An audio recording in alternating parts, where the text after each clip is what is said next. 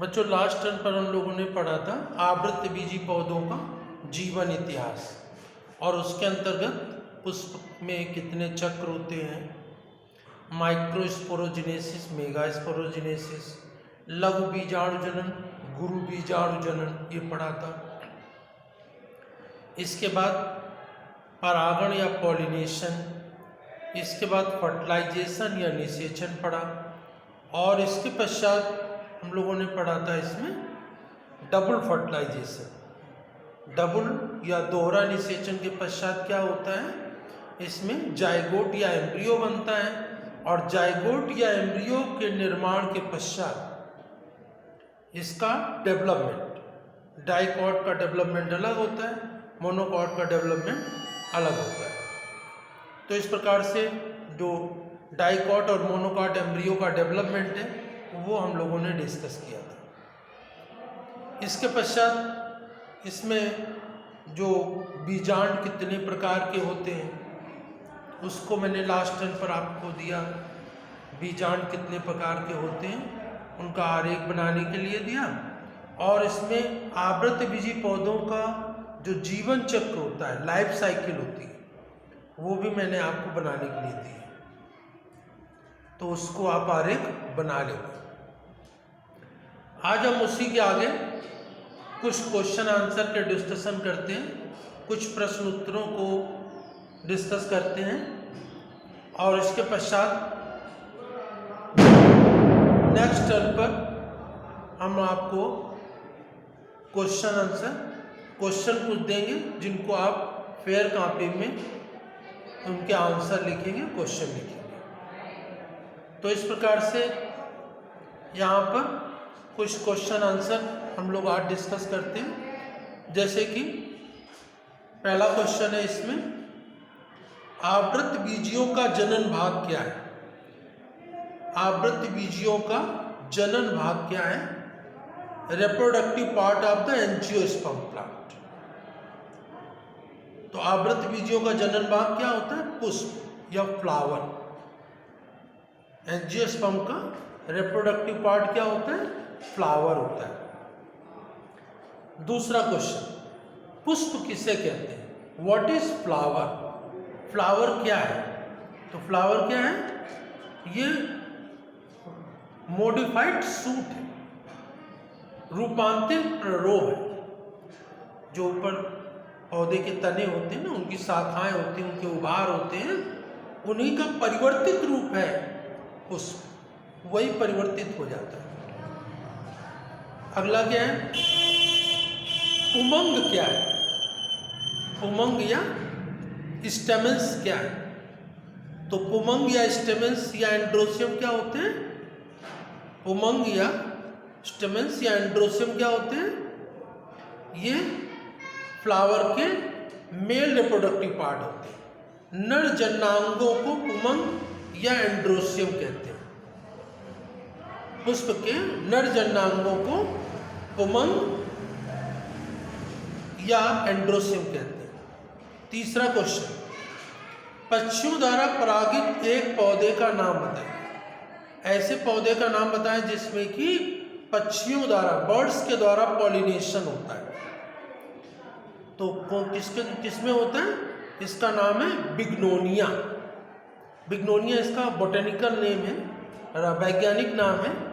तो बिग्नोनिया में बर्ड्स के द्वारा पॉलिनेशन होता है या पक्षियों द्वारा परागण होता है। ठीक है ना। अगला क्वेश्चन है, पौधों में परागकण कहाँ उत्पन्न होते हैं? Where is pollen grains form in plants? पौधे में पॉलन ग्रेन्स कहाँ बनते हैं? तो पौधे में पॉलन ग्रेन्स कहाँ बनते हैं? परागकोश में बनते हैं। कहाँ बनते हैं? परागकोश या पॉलन सैक में बनते हैं।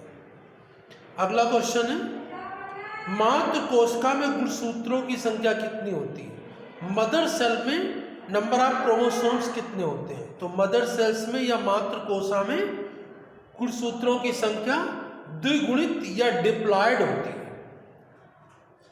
सबसे छोटे पुष्प का नाम बताइए। ऐसा पुष्प जो सबसे छोटा होता है, बहुत छोटा पुष्प होता है, तो उस सबसे छोटे पुष्प का नाम क्या है? वोल्फिया। सबसे छोटे पुष्प का नाम क्या है? वोल्फिया। WOLFFIA। वोल्फिया सबसे छोटा पुष्प होता है।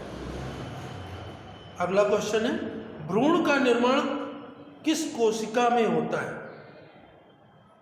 तो भ्रूण का निर्माण किस कोशिका में होता है या कहाँ होता है? तो भ्रूण का निर्माण जो होता है वो एम्ब्रियो सैक में होता है और एग सेल फर्टिलाइज होकर के ही भ्रूण बनाती है। अंड कोशिका या एग सेल निषेचित होकर के भ्रूण में परिवर्तित हो जाती है। परागण किसे कहते हैं? तो परागण क्या होता है? पराग कणों का पुंकेसर परागकोश से निकल करके मादा पुष्प के वर्तिकाग्र पर पहुंचने की क्रिया को परागण कहते हैं। Transformation of pollen grains from anther to stigma is known as pollination. प्राथमिक भित्त कोशिका किन विभाजनों द्वारा विभाजित होती है? तो प्राथमिक भित्त कोशिका किन विभाजनों द्वारा होती है? तो ये एंटीक्लाइनल और पेरिक्लाइनल गोलाई से जो विभाजन होते हैं उनके पास। अगला है, कैलस किसे कहते हैं? कैलस किसे कहते हैं? तो कोशिकाओं का जो अविभेदित समूह होता है, सेल्स का ऐसा समूह जिसमें कि उसमें जो कोशिकाएं नहीं बन रही उसमें कोई भेद नहीं किया जा सकता है, उन्हीं का जो समूह होता है उसे हम कैलस कहते हैं। प्राथमिक कोशिका भित्त कोशिका के विभाजन से बनने वाली परतें बताइए। ये हम लोगों ने टिश्यू में पढ़ा है, ऊतक में पढ़ा है फर्स्ट ईयर में। तो जो प्राइमरी सेल्स होती हैं उनमें ये जो पॉलन सेक होता है, पॉलन सेक का डायग्राम बनवाया तो उसमें कौन कौन से लेयर होती है? पराग कोश जो जिसमें परागकण बनते हैं तो उसमें कौन कौन से लेयर होती है? Epidermis, endothecium, middle layer, टेप्टम। ये मैंने डायग्राम बनवाया है, उसमें ये लेयर। तो जो कोश पराग कोश होता है उसकी जो भित्ति होती है, दीवार होती है, उनमें कितनी प्रकार की परतें? 4। एपिडर्मिस, एंडोथीसियम, मिडिल लेयर और टेप्टम लेयर, ये 4 परतें होती हैं। टेप्टम की लेयर की जो टेप्टम की कोशिकाएं होती हैं उनका क्या काम होता है? वो पराग कणों के लिए भोजन का काम करती है। टेप्टम की लेयर। लघु बीजाणु क्या है? लघु बीजाणु का मतलब परागकण। परागकण को लघु बीजाणु कहते हैं और परागकणों के निर्माण की प्रक्रिया को लघु बीजाणु जनन कहते हैं। तो लघु बीजाणु क्या है? माइक्रोस्पोर क्या है? What is microspore? तो माइक्रोस्पोर क्या है? Pollen grain. Pollen grain is the microspore. परागकण को लघु बीजाणु कहते हैं। जायांग किसे कहते हैं? What is gynoecium? गाइनोशियम क्या है? फीमेल फ्लावर को गाइनोशियम कहते हैं। भ्रूण कोश किसे कहते हैं? भ्रूण कोश, तो ये एम्ब्रियो सैक किसे कहते हैं? तो गैमेटोफाइट को एम्ब्रियो सैक कहते हैं। परागण कितने प्रकार का होता है? तो परागण मुख्य रूप से 3 प्रकार का होता है: स्वपरागण, परपरागण और कृत्रिम परागण, या self pollination, cross pollination and artificial pollination. 3 प्रकार का परागण होता है। कीटों द्वारा परागित 2 पौधों के नाम बताइए। कीटों द्वारा परागण किसमें होता है? साल्विया में और अंजीर में। साल्विया और अंजीर में कीट परागण होता है। अंजीर के लिए के अलावा आप उदाहरण अच्छा देख सकते हैं गूलर का। जैसे गूलर होता है, गूलर को तोड़िए तो उसके अंदर बहुत छोटे छोटे फूल होते हैं, बहुत से कीड़े दिखाई पड़ते हैं। तो वो कीड़े जो क्या होता है, गूलर में परागण की क्रिया को संपन्न करते हैं। तो गूलर में ये परागण की क्रिया कीटों द्वारा संपन्न होती है। ये वायु द्वारा परागित एक पौधे का नाम बताइए। वायु परागण किस में होता है? मक्के में। मक्के में वायु परागण होता है, ठीक है ना। अंजीर में किसके द्वारा परागण होता है? कीटों द्वारा परागण होता है। अंजीर में पॉलिनेशन या परागण कीटों द्वारा होता है, ठीक है। और इसके पश्चात इसमें घोंघे द्वारा परागण जो होता है, घोंघे के द्वारा जो परागण होता है वो क्या कहलाता है? घोंघा मतलब कि इसको, घोंघे को इंग्लिश में कहते हैं वैज्ञानिक नाम पाइला। पाइले में किसके द्वारा परागण होता है? ये मेलेकोफिली।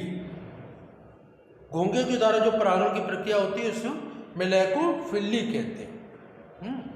और कुछ पुष्प ऐसे होते हैं जो खिलते ही नहीं जमीन के अंदर, जैसे मूंगफली का जो पुष्प होता है वो खिलता ही नहीं है, जमीन के अंदर रहता है। तो उसमें स्वपरागण ही होता है, मतलब सेल्फ पॉलिनेशन होता है, क्रॉस पॉलिनेशन नहीं हो सकता है। तो इन कुछ क्वेश्चन के आंसर हमने आज डिस्कस किए। इन्हीं का एक क्वेश्चन का चार्ट हम देंगे तो उनके आंसर आप लिखिएगा, और जो नहीं है तो उनको पूछिएगा, ठीक है। धन्यवाद।